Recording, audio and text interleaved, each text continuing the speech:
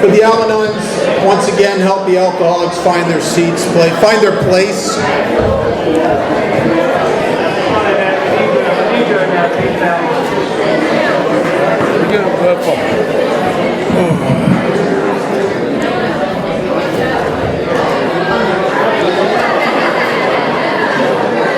I'm Bob Darrell, I'm an alcoholic. How many people in here sponsor people? Good. How many people in here have heard of Fifth Step? Oh, okay, good. So you'll understand what I'm about to share. You know, I was listening here a few years ago to a guy's Fifth Step, and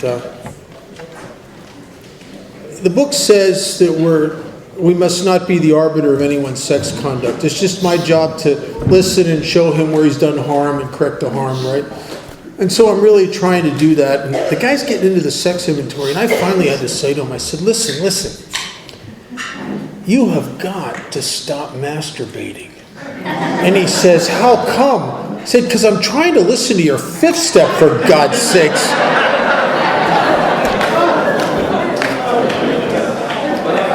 I think we just drove by pitiful and incomprehensible demoralization on that one. Yeah, right. So, okay, timeline. I'm a year sober. I'm almost a year sober. And because I was suffering from alcoholism, which means I felt bad, and I felt bad. I was having terrible results in a lot of areas of my life, and I got down on my knees with another member of Alcoholics Anonymous, and I said the third step prayer. The book says we thought well before doing this, making sure we're ready. And I think I thought well. I thought I knew what I was doing, I suppose. And I'd read page 60 through 63 many times. And the truth was I had no idea what I was doing. This is a vital and crucial step, the book says. It is where it's not about turning your will and your life over to the care of God at all. It's about deciding to do that. I've decided tomorrow afternoon I'm flying back to Las Vegas. I really have made that decision, truthfully. Do you notice I'm still here? Right. There's a lot of things I got to do before I get home. And the third step is the decision to turn my life in a different direction. It's to turn it towards a life of self-abandonment and service, where I make my life none of my business, and it's now God's business. And what my business is to help God's kids and devote myself solely to that purpose. In the prayer of St. Francis, they refer to it as a life of self-forgetting. That I'm going to forget myself and I'm going to go about my Father's business, which is to help his kids. My grand sponsor said that over and over and over again. He said, you don't have to take care of yourself. You don't have to do for you. God's going to do that. All you got to do is forget yourself and go help God's kids. Which, if you're a self-reliant, ego-driven person, makes no sense at all. And you know the best way to get surrendered? Run your life a lot for a while. You know the best way to become sponsorable? Sponsor yourself for a few years. So I finish the third step, and I get up off my knees, and my sponsor starts talking about this fourth step. Okay, so I got sober in the 70s. Now, and this is odd in today's AA, but this is the honest to God. Anybody here sober? Were sober in the 70s? Anybody? Okay. Well, if you know anybody that was sober in the 70s, ask them. I bet you their experience is exactly like this. There was no big book consciousness then. Everybody was trying to figure out the steps from the book, the 12 Steps and 12 Traditions. If you ask an old timer, how do you work a 4-step? He would send you to a 12 by 12 study group. And nobody was talking about it. And my home group was a big book group. They'd read half a chapter out of the book and then talk about their day or their drunk-a-log. There was no focus on the book as if it was a set of directions. Until about 1980, when I heard my first late 80, I heard my first Joe and Charlie workshop. I remember listening to that and thinking, oh my God, I've never heard any of this anywhere. It was real. Now today, it's not that new of information. Matter of fact, Joe and Charlie, and I love those guys. I traveled with them for a while, but it's almost sophomoric in today's AA because we're so big book focused, sometimes at the expense of the other two legacies. But it was new information back then, and so I did my first 4-step the way everybody did them in those days. With a high level of honesty, I wrote my life story.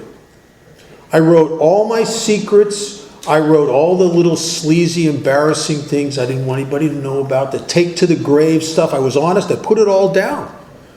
And I made my sponsor sit and listen to it for about 8 hours till he wanted to hang himself. And you know something? Nothing changed. I got 2 benefits out of that. One is I could now go to meetings and tell people I did a 4-step. I used to hate going to meetings. If somebody mentioned the 4-step, I'd sit there and feel awkward and guilty. That should be in the 4-step promises. You'll no longer feel weird when people talk about the 4-step. And also, I had shared a few secrets. You know that old saying, "You're as sick as your secrets." You know, I shared a couple secrets, but none of it was new information to me. I didn't have any awakenings as a result. The book implies that the 4-step is a fact-finding and a fact-facing proposition, an effort to discover truth. The truth, I didn't find any new stuff. I brought some stuff out into the open, but it wasn't new to me. I didn't discover any truth. My perception didn't shift at all, except I'd unburdened myself selfishly of a couple secrets. Well, you know what happens if you've done the 3rd step and you haven't really cleaned house. The book says it very well on the bottom of page 63. It says, next we launched out on a course of vigorous action, the 1st step of which is a house cleaning, which many of us never attempted. Though our decision, step 3, was a vital and crucial step, could have little permanent effect, which means it's going to evaporate. Whatever you got from it's going to evaporate quickly. It'll have little permanent effect unless at once, in my case it turned out to be 4 years, unless at once followed by a strenuous effort to face and be rid of the things which had been blocking us. Untreated alcoholism often feels like you're stuck incomprehensibly. You don't know why. You can see where you were wrong, and you can see how you should be. You just can't get there. So most of us that never finish the process, we give up and just reside ourselves. And then what do you do? Well, if you got certain glaring defects of character, you have to buddy up with people who share the same defects, because they'll never say anything to you about what you're doing. So the gamblers hang with the gamblers, the predators hang with the predators, the cheats hang with the cheats, because those guys will never have a conversation to you about what you're uncomfortable with. And you need those people in order to perpetuate what you're doing if you don't want to change. And the nice, I don't know if it's nice, I guess it's nice, one of the freedoms of autonomy and Alcoholics Anonymous is that you don't have to change to be a member here. But you may suffer from the lack of it. One of my favorite adages, and it's so true, I've experienced this time and time again, is that we are not punished for our sins, we are eventually punished by them. Right? So I change, I become willing to surrender, I become willing to do some of this stuff for the same reason I drank. Because I got to get up off of me. I got to get free. When you if you're taking actions that you would resent someone else for taking, it's inescapable that you're not eventually going to feel about yourself for doing that the way you feel about them for doing it. It's inescapable. Unless you're a sociopath. So I did a second fourth step, I used the 12 steps and 12 traditions, which was also popular in that time. I 30-some questions in that chapter, along with writing most of a page on the 7 deadly sins. And once again, it was interesting, but it was not transformational. And when I was a little over 4 years sober, I went and I did my first legitimate fourth step out of the big book. And oddly enough, I'd helped a sponsee do one out of the big book before I'd ever done one. And this is really odd. I learned more about doing a fourth step, helping a guy do a fourth step, than I ever could have learned about doing a fourth step by studying this book.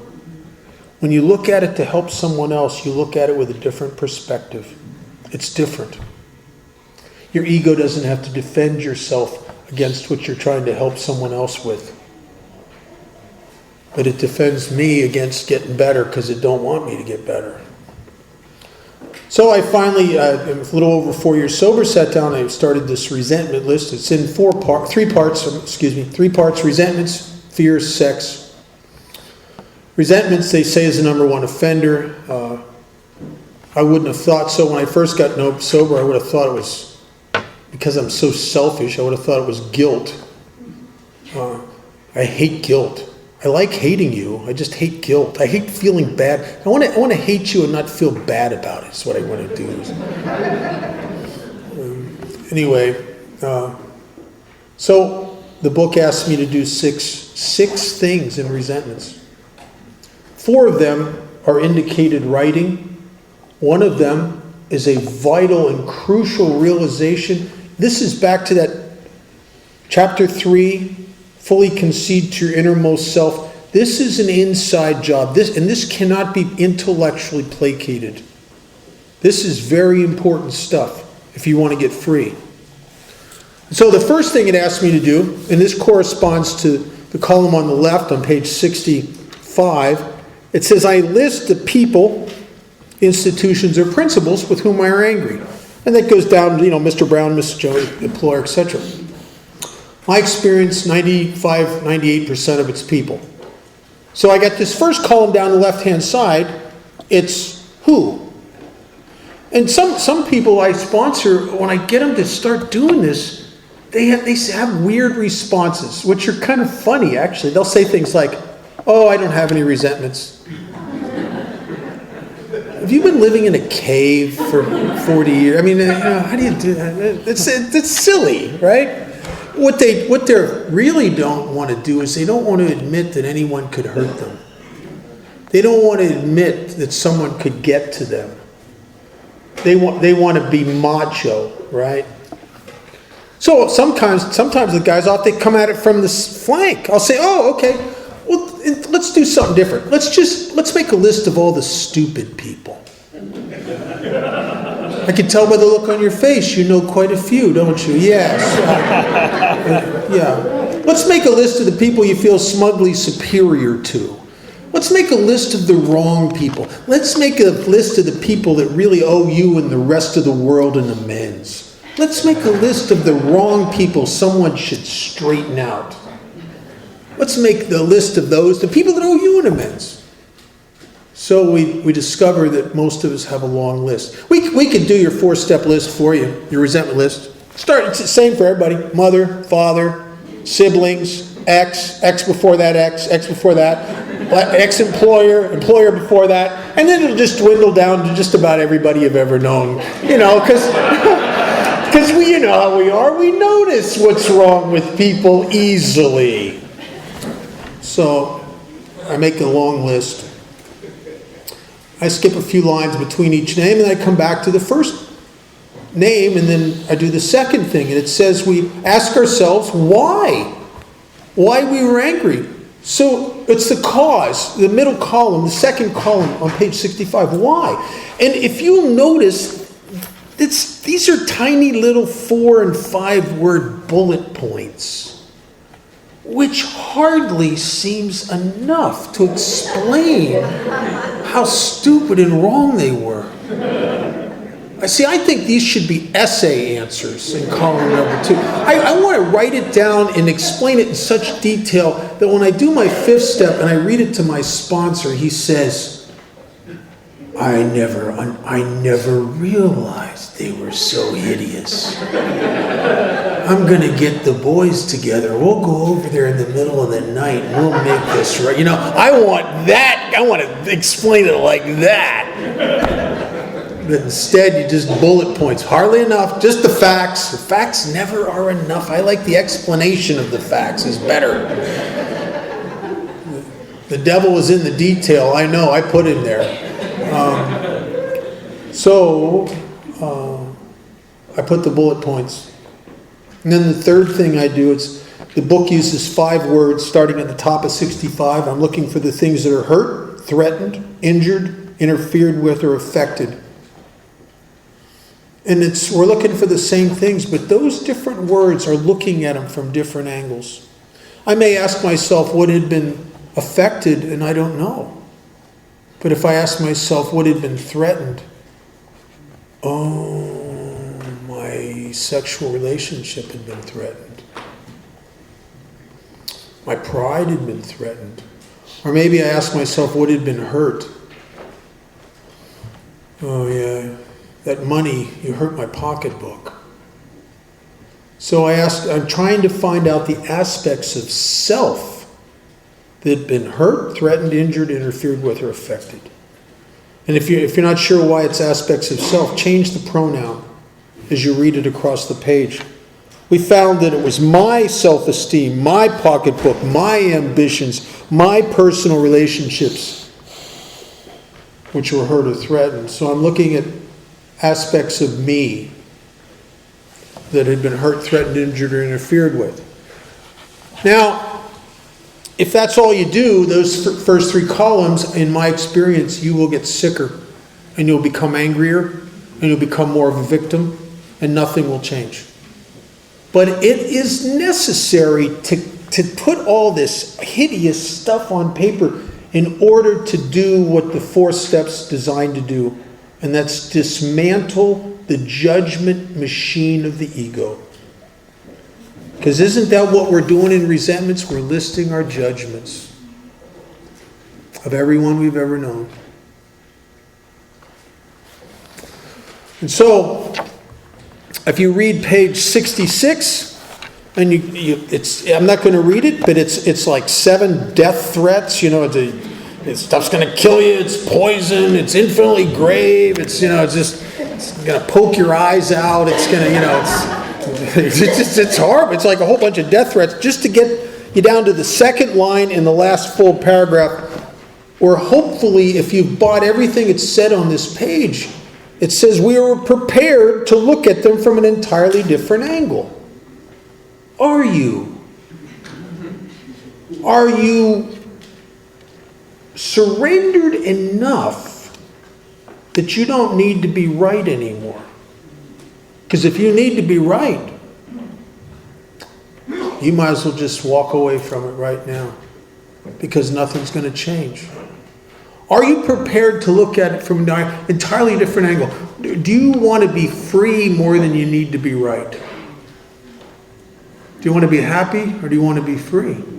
And what would an entirely different angle look like? Well, wouldn't it be fair to say that in a sense, the first 3 columns are very much like the perception of a prosecuting attorney? I got column number 1, I got the perpetrators. Column number 2, the heinous acts. Column number 3, the damage that was done. Like a prosecuting attorney, I'm ready to take my case to court, and I'm going for the death sentence. But if I were to look at it from an entirely different angle, wouldn't that be to get up off the prosecutor's bench and walk across the courtroom and sit down on the defense table and start looking at the case and pleading the case from their point of view? In other words, what did this look like to your mother and father through their eyes? What did this look like to your bosses and your exes? If the person you resented, if they crashed and burned for some reason or another and the wheels fell off of their life and they ended up in some 12-step program, and they were sitting with their sponsor writing their first genuine resentment list, and they put your name in column number 1, what would they put in their column number 2 about you? Scary. Father Martin said one time, I thought it was funny as hell. He said, you really want to hear a good AA talk? Have the guy's wife get up and tell his story. Right? Oh no, they're wrong about a lot. I'll tell you a little sidebar. I have this sponsee. There's a lot of the guys that I sponsor here know him. He lives up in Oregon. He's a good guy. He's sober a long time. And he's over 20 years sober, and I'm trying to get him to do the nightly self-examination of step 11, top of page 86, to answer those questions. And he can't seem to get in the rhythm of it. He intends to do it and doesn't do it. Tends to do it, common song here. So I said to him, look, you need some accountability. I want you to answer those questions every night in an email to me. And he's a pretty willing guy, and he started doing it. And I started getting the emails in, Was I resentful, dishonest? No. Kind and loving? Yeah. And no, didn't know apologies. Everything was good. Everything was good. Well, that's possible a day or two, maybe. 3 weeks later, it's the same thing every day. And I'm thinking, wait a minute. What is this guy, had a lobotomy or something? That's not even possible. Right? Not if you're honest and genuine. You imagine going through a day without any selfishness, any self-concern, any fear, any apprehension, any anxiety, any worry? Kind and loving towards all, even the ones that don't deserve it? So I know he's full, it's crap, right? So I call him up. I say, you send me these emails every day, and you're never selfish, dishonest, resentful, afraid. You never owe an apology. You're always kind and loving. Yeah. He said, my life's really good. I'm so grateful. I had the best life I've ever had. I said, so you really, nothing? He said, no, it's so good. I'm very grateful. I said, okay, I want you to do something. And the guy's very willing. He said, yeah, what do you want me to do? I said, I want you to copy that on a piece of paper, those questions with areas, space to answer each one. I want you to make 100 copies of it. I want you to give them to your wife to answer for you every night. And there was this silence on the phone. Finally, he said, that's not fair. Right? As all of a sudden he saw it from a different perspective, looking at it from an entirely different angle. So, if we're prepared to look at this from an entirely different angle, how do you do that? The book says you can't wish these away any more than alcohol. You can't. We play a dangerous... I'll tell you how dominant the ego is in some of us, and we don't know it. Adrian touched on that in the book when it says we're extreme examples of self-will run right, though we usually don't think so. The ego's greatest trick is to convince us it doesn't exist. It goes undercover. When I've been ego-driven in my sobriety, it doesn't look like that to me. It never appears like that. And yet it is. In hindsight, I see it clearly. In the moment, I've been chosen by God to straighten this situation out. It's not ego. It's not, right? It's not ego. Not when you're right, is it?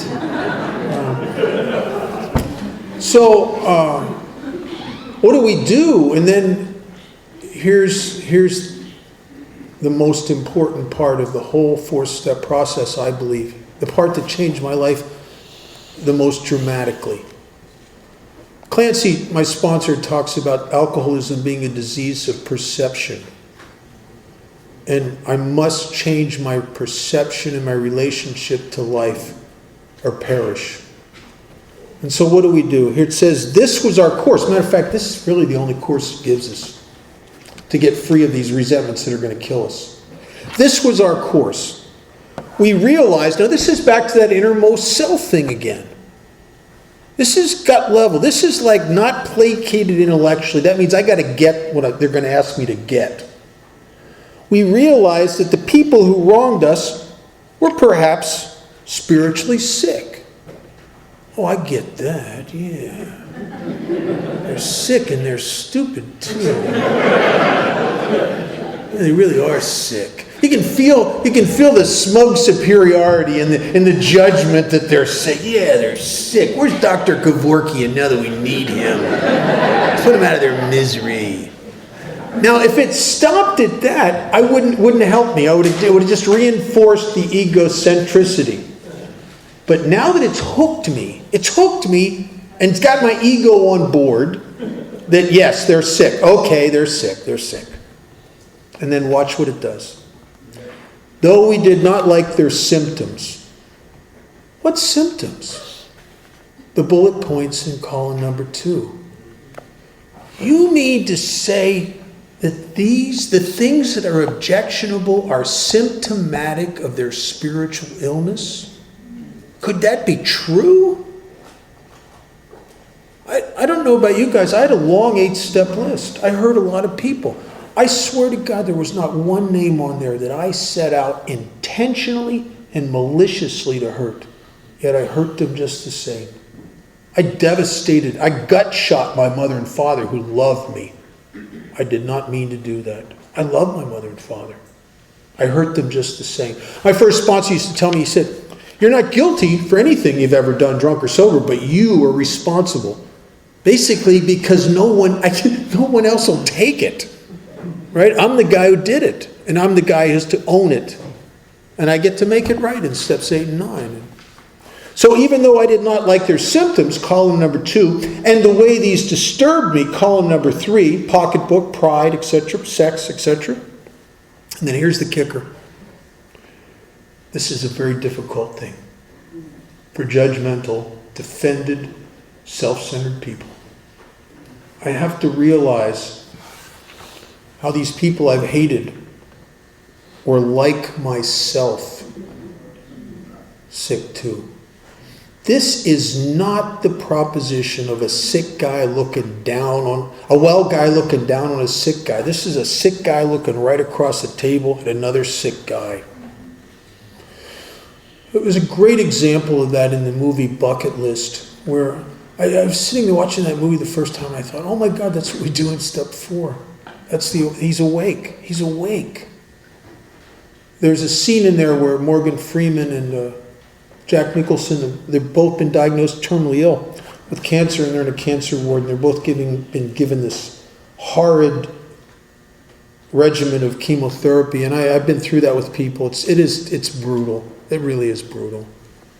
And it makes you irritable, and it makes you just angry sometimes, or just shaky, and just, sick to your stomach. It's just a bad deal. And there's a scene in there where they stagger the treatments, and the one guy is in the grip of the results of the chemo, and he's throwing up, and he's cussing, and he's throwing crap around. And his roommate, who now was feeling better, but had been where he was at a few days before, is looking at his roommate not like he's a jerk for cussing and throwing stuff around. He's looking at his roommate with compassion and understanding, because he gets it, because what he's seeing is himself a couple days ago. There's no condemnation, there's just understanding. And that's what the book's asking me to do here. It's asking me to put myself in the shoes of the person I've judged so harshly, and get honest enough and genuine enough with myself to understand that if I'd had the childhood they had, if I'd been hurt the way they'd been hurt, if I was afraid the way they were afraid, if I was vacant and driven by self the way they were, that I could easily have done to someone else what they had done to me, that I am not smugly superior, that what I'm looking at and judging is, that's Bob.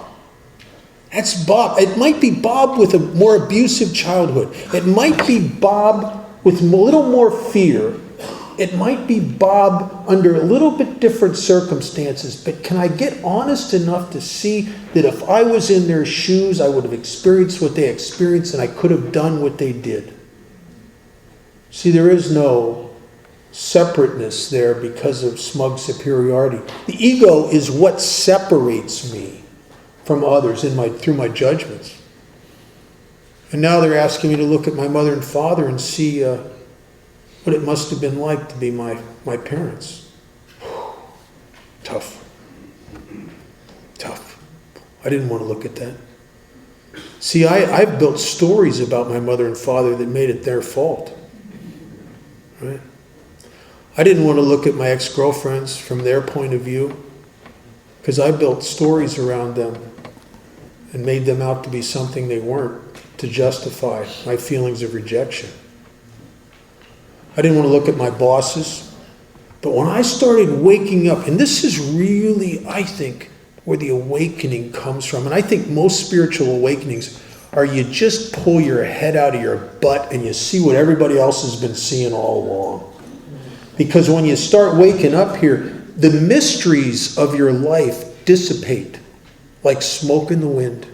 Because now you see so clearly why you were rejected. Because you put yourself in the shoes of the person who rejected you and you go, I get it. I would have rejected me too. You start seeing why you were fired.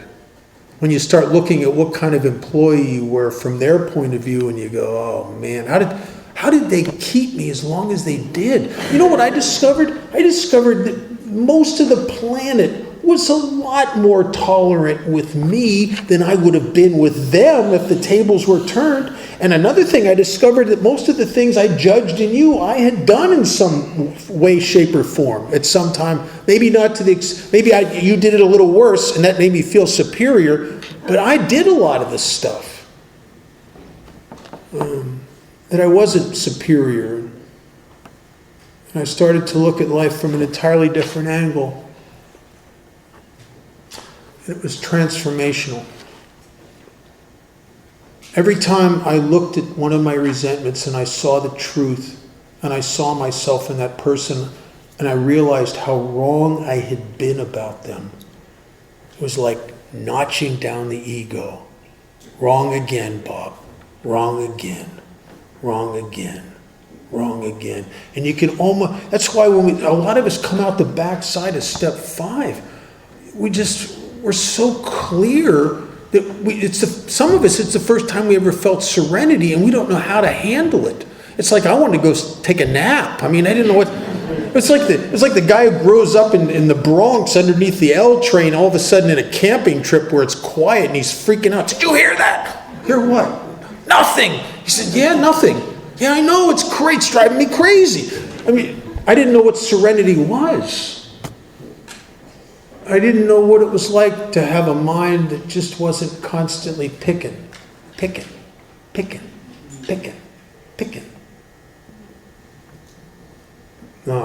Just to reassure some of you, a lot of that came back.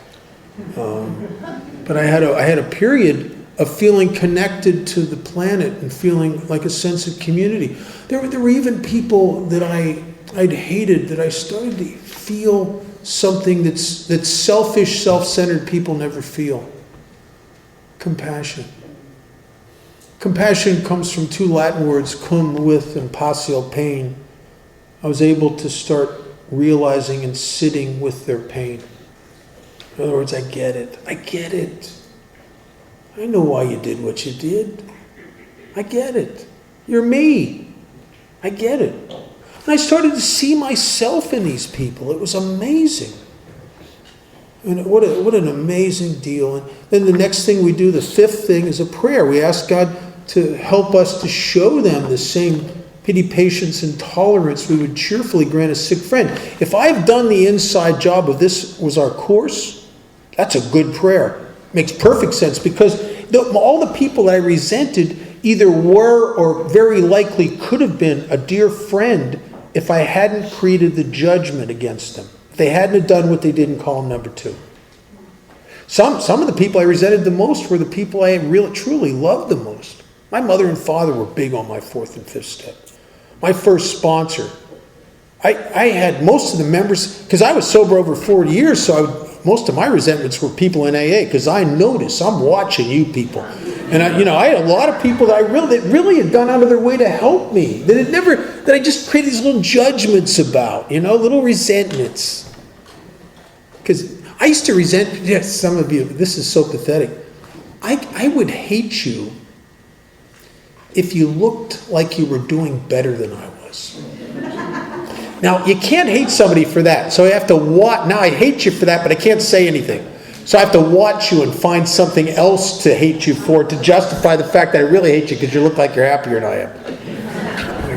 And if you watch people with the right perception, you're going to find something. I mean, if you followed Mother Teresa around for a month, you could find crap wrong with her. I mean, with our mental perspective, you could find it. I'm telling you. And then the last thing, the sixth thing, it says, referring to our list again, putting out of our minds the wrongs others had done, we resolutely looked for our own mistakes. I hope you hear this.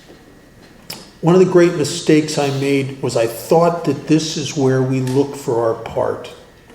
It doesn't say that. As a matter of fact, what it implies is 180 degrees from that. It's contrary to that. There's no parts here. Because if I'm going to look for my part, I am unconsciously reserving the right to think that you had a part. Because, okay, here's the situation. Here's my part. Right there. See my part? I'm very humbled to say that I have a part. Now, on the other hand, you're not really free. You have to. The book says we putting out of our minds the wrongs others done, and then later it says we disregard the other person involved entirely. So you do not have the ego-feeding luxury of hiding your own selfishness in the shadow of the things they have done wrong. Right? Because I think most of us are masters at that.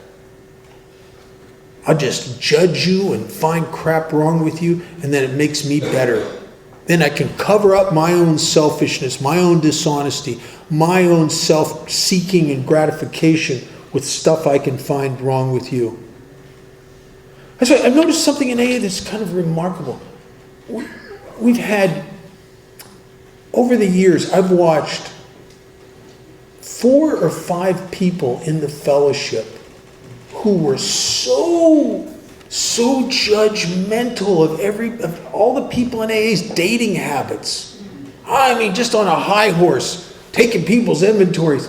And the one guy ended up in prison because he worked in a treatment center and he would over-medicate the girls, and then have sex with them in the middle of the night. He ended up going to prison for that. The other guy who was so judgmental about everybody's sexual behavior, they found he was a gay guy. And he had AIDS, and he got it because the central office should have known better. They used to send him all the young gay boys on 12-step calls. We have no idea how many people he gave AIDS to. But he was the most judgmental guy about other people's sexual behavior. I like what Shakespeare says. He thinks he protests too much. We're masters at hiding our own stuff behind a smokescreen of judgment of others. So this is the first place the book's saying, stop that, Bob. Stop it. Let's look dead on at what kind of a son you were. What if your parents were perfect? Now, Bob, what kind of a son were you? What if your boss was exactly the way he was supposed to be from God? What kind of an employee were you, Bob? What if your ex was perfect for you and you couldn't look at what she did wrong and her faults? What kind of a boyfriend were you? I'll tell you something. You look at it like that, it's frightening. I was sitting with a guy 10 years sober who had never done this, and we're doing this, and I told him this. You've got to stop looking at what they did wrong, and you have to push that out of your mind and just look as if the people that you're talking about are perfect. Now, what kind of a boyfriend were you? What kind of an employee were you? And he said, okay. And then he sat there for a minute, and this terrible look came over his face. You could almost see in his mind how he was watching his 8-step list grow longer. And he grabbed the notebook, and he said, I'm done here. And he got up, and he stormed out, and I never saw him for 4 years until he got sober again. He could not live with the unjustifiable crap. He had to justify it. And this is the one place where we stop that nonsense and we start to look dead on at ourselves. They say the truth will set you free. It'll ruin your day first, though, I think. And yet, as my friend Vince Yo used to say, God, what a great man he was. He said, if your only hope of feeling better is being willing to look bad. Right? I think we have to go into the muck in order to get free of it. And so that's pretty much what we're doing here. Adrian, take me off the hook.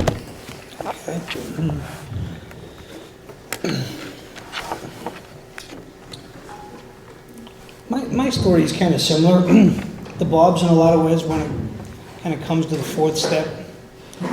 Like I shared earlier on, my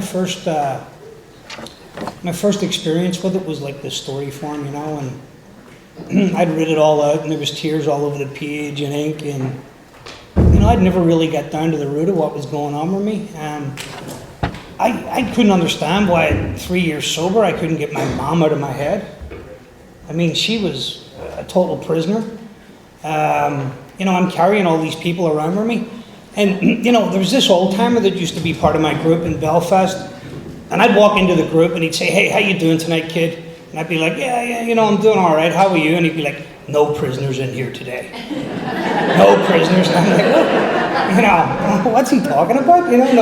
No prisoners. I mean, that's all I got. I mean, when my head hits the pillow at night, all you guys are coming to bed with me, that's the way it is, and I don't know any other way. Things have got a little better for me. And it wasn't until, I messed around with this process by myself for many years, and, I'm looking at what Mr. Brown done, and I'm writing little inventories, and I'm sharing them with people, and it's just not getting me anywhere. Until like my 5-year build-up, guys, where everything just overflowed, and I was probably getting ready to leave Alcoholics Anonymous or start to get rid of this stuff, and I had to get down and look at all the stuff, what I'd never really done, guys. I think one of the most transformative elements in the whole fourth step is, like Bob said, one of the things that changes us. Up until, the first 3 steps, we still haven't really done anything. Even the first 3 columns, we still haven't really done anything. Column 1. It's asking you who you're resentful at. That's like your therapist asking you, who you angry at. Column 2, well, why are you angry? That's like your therapist still, right? Why are you angry? Not that I do therapy or anything, but, I hear, Column 3, well, how does it make you feel?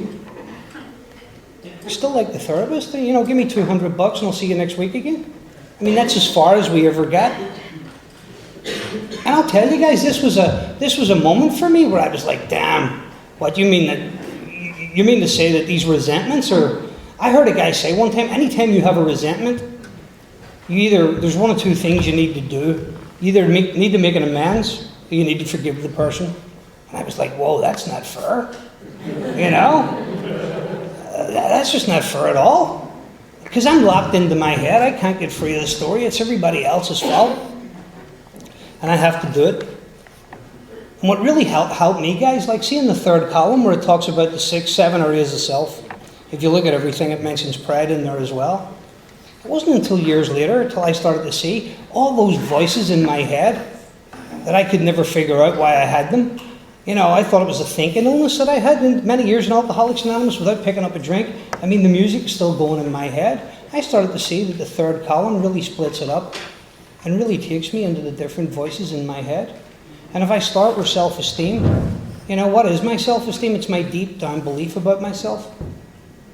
It's my deep down belief about myself, about how I'm being treated by my mom in this situation.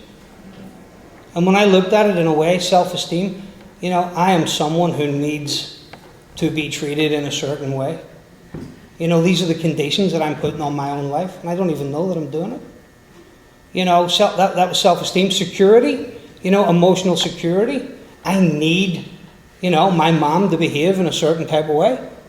And these are the voices that are starting to kind of I'm starting to see what's going on here, and I don't like that. I don't like seeing this stuff in the third column. I really don't. I mean, it was really, I was considering stopping with the work, just like Bob said. I mean, this was a turning point for me. But you know what kept me going? Being in around good people that had done it and influenced me, and I didn't want to stop, It would have been embarrassing to stop, I'd put such an AA front on. I didn't want to let people down. And then as I went on through, I had the self-esteem, security, ambitions. I want. What do I want out of this situation? Again, more conditions, the pocketbook, everything, and I really started to see what was going on here. And I had one guy, my first ever employer, who had been so kind to me, and I hated him. He's on my list like 8 times, 8 different resentments. And I remember sitting there where this is the difference between doing a 4-column inventory and a story. I remember sitting here, 5 years sober, and this guy is on my list, blah, blah, blah. Why am I resentful? Why? Because he didn't pay me enough money. Why am I resentful? Yelled at me in front of the rest of the work crew. Why am I resentful? He's always on my back, And when I sat down and went through all this and got into my 4th column, my sponsor started asking me, he says, okay, never paid you enough money, Adrian. So what happened when you asked him for a pay raise? Well, what do you mean? Well, I didn't. Well, why not? Because I was afraid. Well, why were you afraid? Because that little bit of money that he paid me for, I needed it to drink. And if I hadn't have continued on with the abuse that I was taking and stuff from him, abuse that I told myself in my head, then who else would employ me? Because I don't feel good about myself. And the truth started to come to me. Big shifts started to happen. Big shifts started to happen in my life.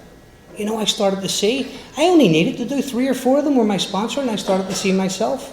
I hear people coming in and say, I got 500 resentments, and you might, I don't know. I mean, I guess if you pick every part of your life back, you might, but you know what?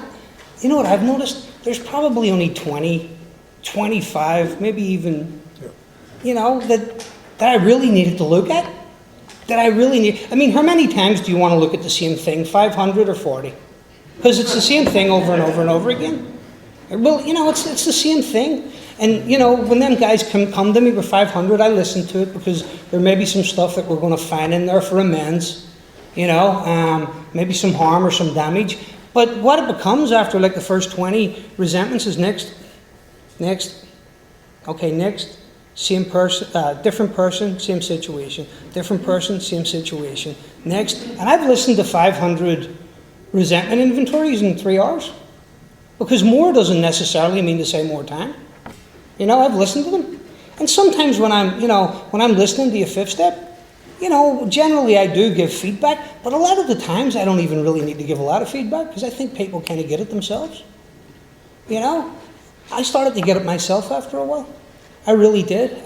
Like I said earlier on, I'd done a little inventory before I went in to have surgery there. A little, there was like 4 resentments on it. There was a couple of fears on it.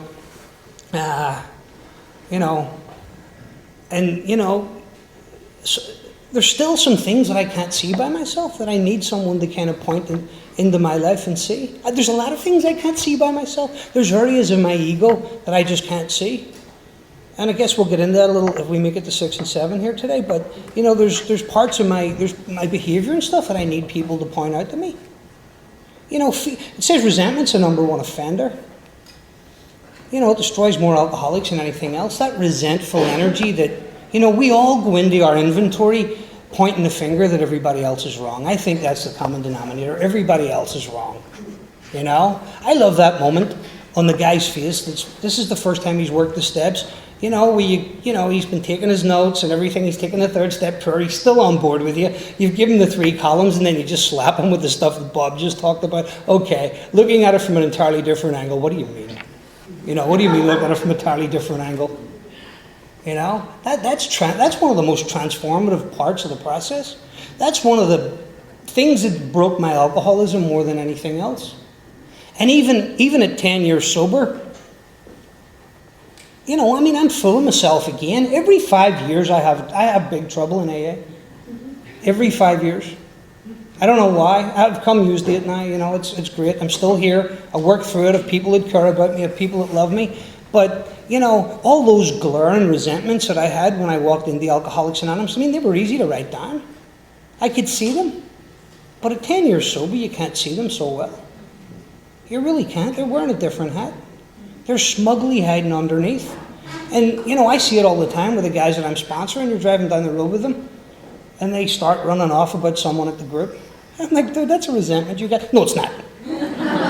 No, it's not. See how protective the ego is of it? But how long has that been inside him? Because I know that stuff's been inside me before, you know, I'm careful, I'm watching it, I'm guarding it, because I don't want anybody to know I'm resentful. I don't even think I'm resentful myself. I think it, you know, with time in here, you know, it's constructive criticism. You know? I think that there's a little sense of entitlement that I get that, you know, when you're around here for a while, you know, you can kind of talk about hard Johnny's sleeping with newcomers and stuff. That's still not good for me to do that. It's really not. That stuff eats my soul. It really does. You know, one resentment has the power to kill. It really does. And, you know, at different parts of this journey, I've been waking up where, you know, my own sponsor hit me where at 10 years with that list of, you know, start making a list of all the people who you think are wrong and need straightened out. And I mean, I'm so thick-headed and so wrapped up inside myself, I didn't realize what he was doing until I started writing them down. And I'm like, wow, he's tricked me into writing another resentment inventory here. I got resentments all over the place. But if, you know, if you turn around and confront me and say, listen, you're resentful and you need to write an inventory, I'm going to fight with that. My ego's going to be protective of that. And it's going to do everything that it can. It's like a smokescreen, so cunning and baffling and powerful. I don't think they're talking about alcohol when they talk about cunning, baffling, and powerful. They're talking about what's going on with my mind. Resentment's the number one offender. I think the number two offender for me has been fear. Now, I know fear and resentment's connected together, you know, but it's a different kind of energy. Resentful energy is like, you're all wrong. I mean, that's my ego telling me, they're all wrong and you're right, Adrian. You're right. You're right, they're wrong. I mean, that's like the chatter that goes on in my mind. And if it goes on for long enough and I'm not talking to anybody about it, I start to believe it.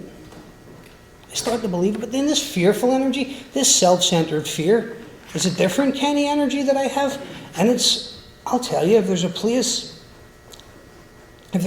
beyond insanity where fear, without picking up a drink, I've lived in it. I'll tell you, I've lived in it.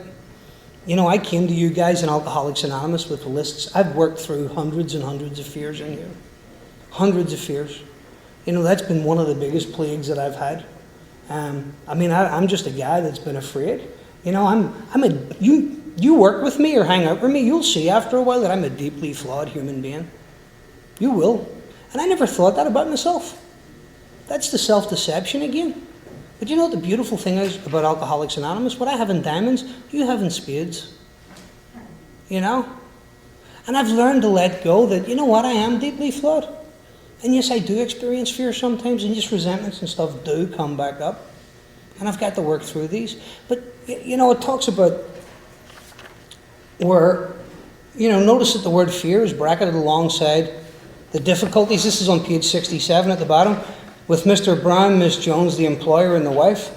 And if we turn back to see what they're talking about here, you know, I'm resentful at Mr. Brown. The cause, his attention to my wife, affects my self-esteem, sex relations, fear. Told my wife of my mistress, sex relations, self-esteem, fear. Is there something going on there that shouldn't be going on?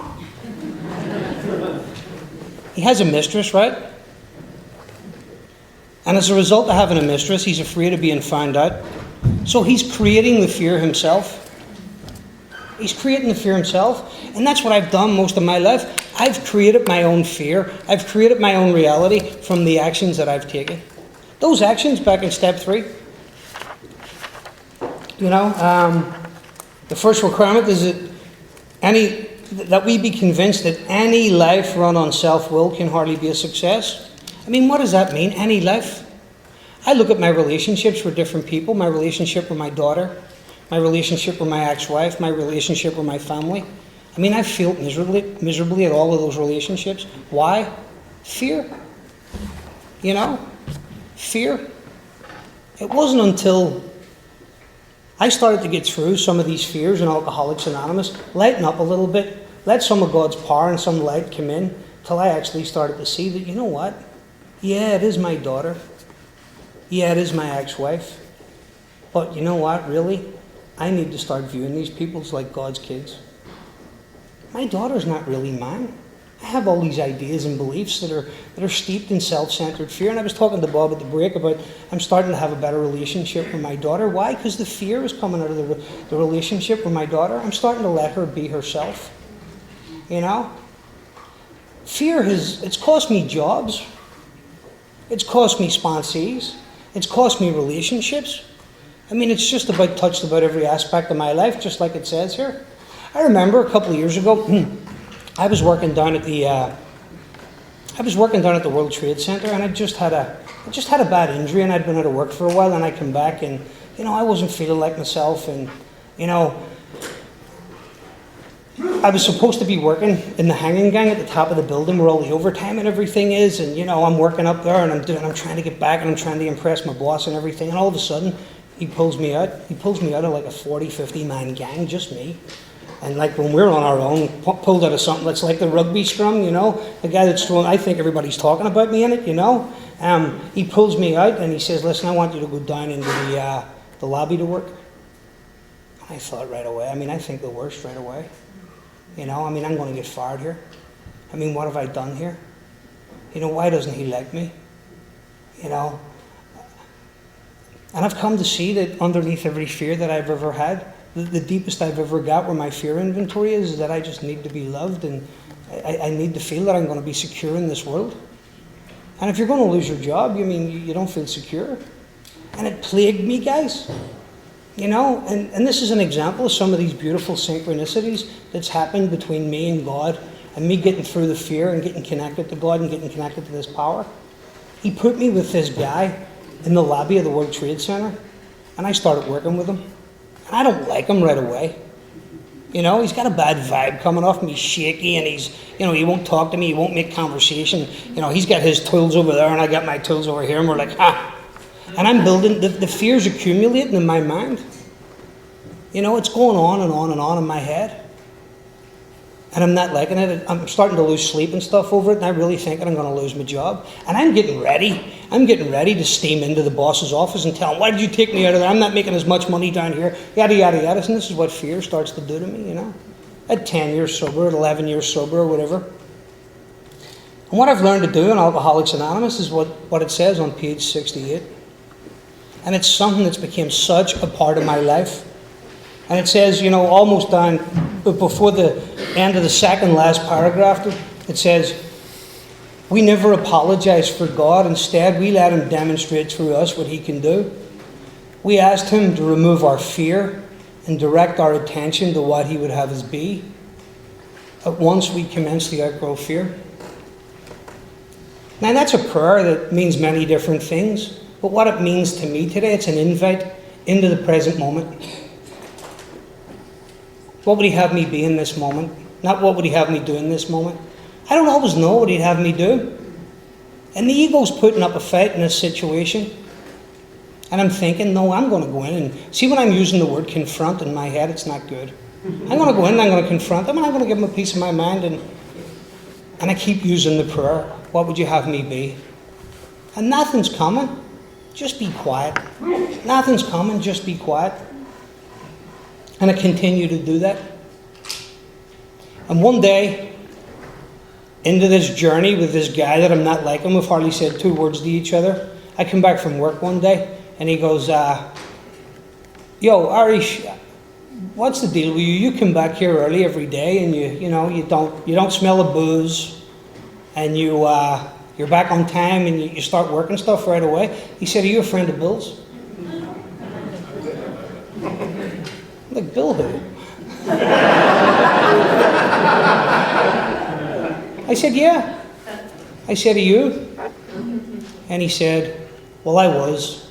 He says, I had 7 years, man, and I went back out again, and I'm not doing well. I'm struggling, man. I'm really, really struggling, so I am. And I just noticed what you're kind of doing here. He said, is there any, he said, how long have you been sober? And I said, you know what, I'm having my 10-year anniversary on Friday night. He says, is there any chance I could come to that meeting with you? I said, absolutely. Absolutely. And I brought him to that meeting and I introduced him into my circle of friends and we started to get to know each other a little bit on the job as a stead partner. And I started to find out what was happening in the big picture of things.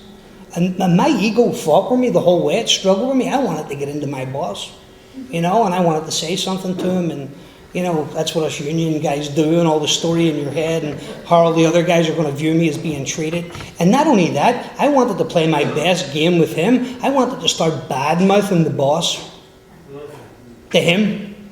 And it's just a good thing I didn't. You want to know why? Because my boss was his best man at his wedding. So he was.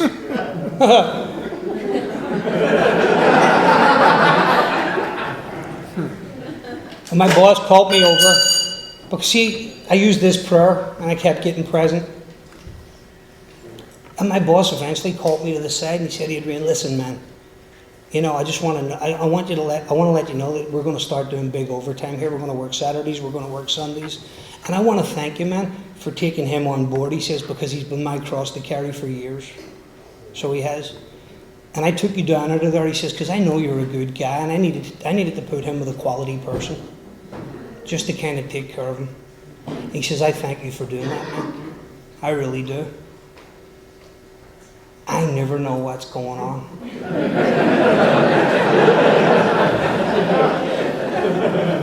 I never do. I don't know what's going on. And when I'm in fear, when I'm inside my head, guys, I especially don't know what's going on. I really don't. And I spent most of my life in there still. I really do.